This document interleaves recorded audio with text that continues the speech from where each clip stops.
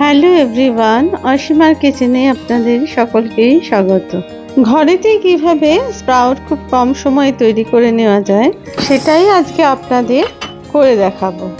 এর জন্য প্রথমে আমি নিয়ে নিয়েছি এখানে 150 গ্রাম মতো গোটা মুগ আর ছোলা। প্রথমে এই ছোলা আর মুগ জল দিয়ে ভালো করে ধুয়ে এটা ভিজিয়ে রাখলাম 4-5 ঘন্টার জন্য। ফিরে এলাম আবার 4-5 ঘন্টা বাদে। দেখুন ছোলা আর মুগ কিন্তু ভিজে গেছে সম্পূর্ণভাবে।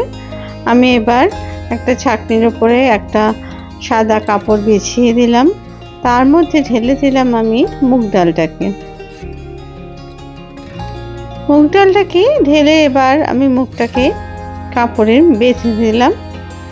আর জলটাকে ঝরিয়ে নিতে হবে অবশ্যই, কিন্তু পুরো যেন শুকনো না হয় সেদিকে কিন্তু খেয়াল রাখতে হবে। কাপড়ের মধ্যে মুগ ডালটাকে একটু ভেজা অবস্থাতেই এটা রেখে দিলাম। অন্যদিকে একইভাবে অন্য একটা কাপড়ের টুকরো নিয়ে ছোলাটাকেও ঢেলে কাপড়ের মুখটাকে বেঁধে রাখলাম। এটাকে আমি 6 ঘন্টার জন্য এইভাবে বেঁধে রাখলাম, কারণ এখন যেহেতু বর্ষাকাল সেহেতু এটাকে 6-7 ঘন্টা কিন্তু এরমভাবে রেখে দিতে হবে। যদি আপনারা ঘরেতে এই স্প্রাউট বানাতে যান শীতকালে, সেক্ষেত্রে আপনাদের 10 থেকে 12 ঘন্টা কিন্তু এরমভাবে রেখে দিতে হবে। আর কাপড়টা যাতে শুকনো না হয় তার জন্য মাঝে মাঝে একটু জলের ছিটে দিয়ে দিতে হবে। অন্যভাবে একটা দেখুন আমি ছিদ্রযুক্ত টিফিন বক্সের মধ্যে কিছু ছোলা রেখে দিয়েছি, সেখানেও কিন্তু সুন্দরভাবে অঙ্কুরিত ছোলা তৈরি হয়ে যাবে। আমি 4 ঘন্টা বাদে দেখাচ্ছি। মুগের থেকে কিন্তু অনেকটাই অঙ্কুর বেরিয়ে গেছে, আপনারা দেখতেই পাচ্ছেন। এরপরে আরও 2-3 ঘন্টার জন্য আমি এবার একটু জলে ছিটে দিয়ে কাপড়টাকে বেঁধে রাখলাম। এবার আমি ফিরে আসবো আবার 3 ঘন্টা বাদে। ওই একইভাবে ছোলাটাকেও 4 ঘন্টা বাদে দেখুন খুলে দেখাচ্ছি। জাস্ট ছোলা থেকে কিন্তু একটু একটু অঙ্কুর বেরোতে শুরু করেছে। এই সময় আবার জলের ছিটে দিয়ে আমি এটাকেও আরও 3 ঘন্টার জন্য রেখে দিলাম। যেহেতু এটা ছোলা তার জন্য একটু সময় হয়তো লাগছে। 3 ঘন্টার জন্য এটাও আমি বেঁধে রেখে দিলাম। এই স্প্রাউট কিন্তু আপনারা গরমকালে অতি সহজেই 4 ঘন্টার মধ্যেই পুরোপুরি তৈরি করে নিতে পারেন। আমি 3 ঘন্টা বাদে দেখুন খুলে দেখাচ্ছি। গোটা মুগের স্প্রাউট কিন্তু এখন একদমই তৈরি। দেখুন কত বড় বড় এই স্প্রাউটগুলো তৈরি হয়েছে। এই স্প্রাউট আমাদের স্বাস্থ্যের জন্যে খুবই উপকারী। এটা আপনারা কাঁচা অবস্থায়ও খেতে পারেন, আবার রান্না করেও খেতে পারেন। অন্যদিকে 3 ঘন্টা বাদে ফিরে এলাম ছোলাগুলোকেও নিয়ে। দেখুন এগুলোর থেকেও কত বড় বড় অঙ্কুর বেরিয়ে গেছে। তারপরে ঢেলে নিলাম একটা বাটির মধ্যে।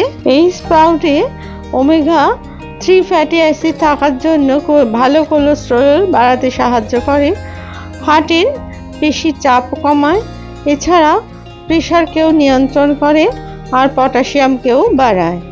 অন্যদিকে 6 ঘন্টা বাদে আমি দেখুন টিফিন বক্সটা খুলেছি। এখানেও কিন্তু ছোলাগুলো সুন্দরভাবে অঙ্কুর বেরিয়ে গেছে। এইভাবে আমি স্প্রাউট কিন্তু ঘরেই তৈরি করে নিলাম খুব কম সময়ে।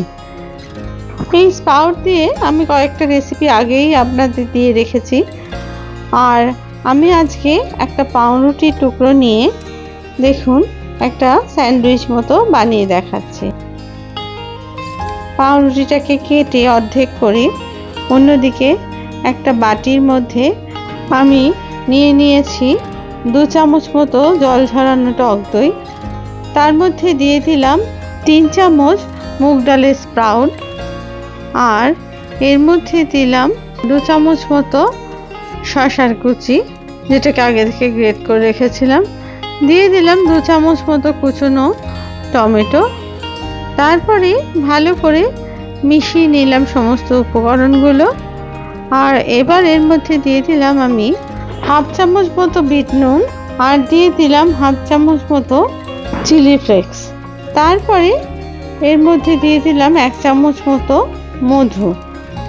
যেহেতু দইটা টক ছিল তার জন্য মধুটা দিলাম।